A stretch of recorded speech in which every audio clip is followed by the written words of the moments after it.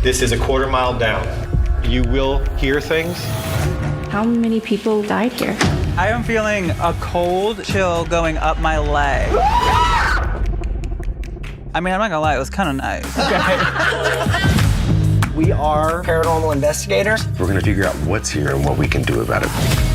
Watch as our team of experts crisscross America through the unknown and beyond. Look at me now, look at me now. I got to come out twice, for being gay and for talking to dead people. I have been a tarot card reader for 31 years. You've got Miss Alex, the tech guru. Logan's one of the best mediums I've ever seen. Roz is our researcher. Juju is our resident witch. This is a pretty simple seance. More like a gay We might be dealing with something demonic. There was something hovering over me. It's moving. We are not here to provoke spirits. Is there anybody up here with us?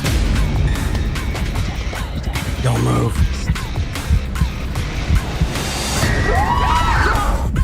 I hear gay people.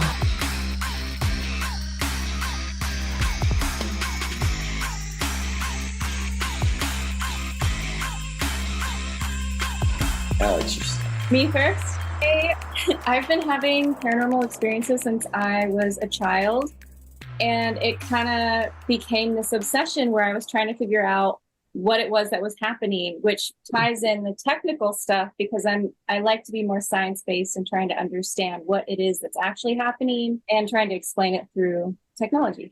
I mean, I think you're gonna find a common thing with all of us that we as a kid had some weird stuff happen that we couldn't explain and then just turned it into some kind of obsession. And that's definitely true for me. And I got into the podcasting world and started talking to people about their experiences and learned a lot and got very fascinated by it. And that's when I really started to become a ghost hunter. I've been a psychic medium my whole life. I've definitely interacted with spirits my whole life, but I became a professional 10 years ago, and I've been in the paranormal space and ghost hunting. And like Ross said, it's just something I was always drawn to. I live in a really rural town in the South, and so it's something that was very sort of taboo, but it was something I never could get away from. And now I'm ghost hunting professionally. So there you go. So for me, it was growing up in a haunted house, being 8 years old and not being able to sleep at night because there were spirits, walking through the halls and coming into my bedroom and hovering over me. And I was blessed to have an amazing granny who really took me by the hand and led me through that world, helped me understand it, and helped me develop great skills and techniques to deal with that. And then to work for 15 years inside the paranormal industry and do in-home and public and paranormal investigations really drove into my head the process and procedures of it, which furthered my interest and my desire to participate in that conversation of life after death. Yeah, I think that I've always been a healer, though I did not always seek to develop a relationship with the dead. I was actually an adult within my mid-20s. But yeah, I've always been a healer. I thought I was going to be a therapist and a psychologist. That's what I went to school for. I dropped out of grad school and realized that, no, you're a witch. And so then I think when spirits started talking to me when I was older, I started to have prophetic dreams and learn more about what was happening to me and realized there's a whole community of people that do these things. And that's how I found myself in the spiritual juju space. And I'm the executive producer and one of the creators of the show. And I just grew up in a haunted house. I never got any gifts after that. I just got the shit scared out of me. So I was like, good time for surround myself with people who can actually do something about it. So my mother, I grew up in a house in New England, was built in 1741. And we were in the house for a short period of time and some weird shit started happening in the house.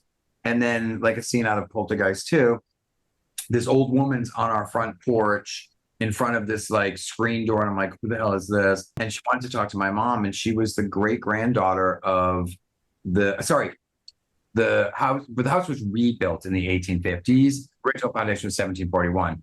In the 1850s, rebuilt by a colonel in the Civil War. And it was her great grandfather.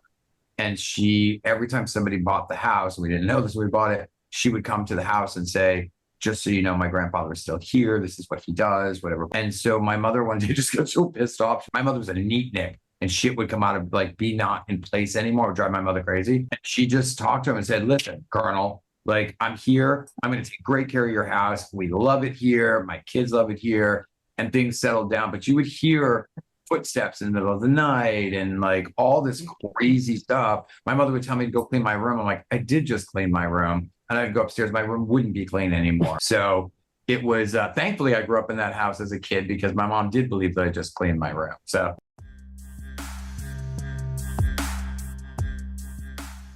We were grouped together. We all they looked, Scout Productions and Kristen Stewart looked all over the country. What they say is the best of the best ghost hunters. And they grouped us all together and stuck us in an RV and said, go hunt ghosts. And so that's what we did. And it turned out great because these are my best friends.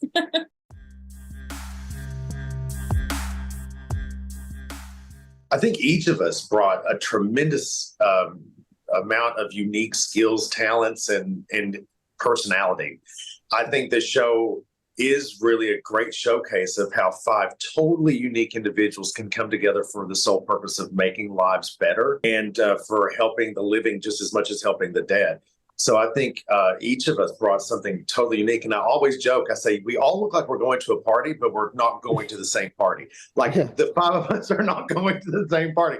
But when it came time to get into the environment and actually do the investigating and communicating with the spirits and the people who were living in it, we each excelled in a wonderful way that was very complimentary and really very beautiful to be a part of. Yeah, I've come from a very African and diasporan way to communicate with spirits. So maybe you've seen through communicating with shells or just the different tools that I would use and the ways that I approach spirit, the things that I wear. Very intentional around how like my ancestors communicated with spirits. So I think that also was really cool to be able to portray on such a large screen in a way that didn't demonize what people understand as like who we're do and things like that, but that it actually is a very unique and extensive system that works. And so that's kind of my framework and where I come from.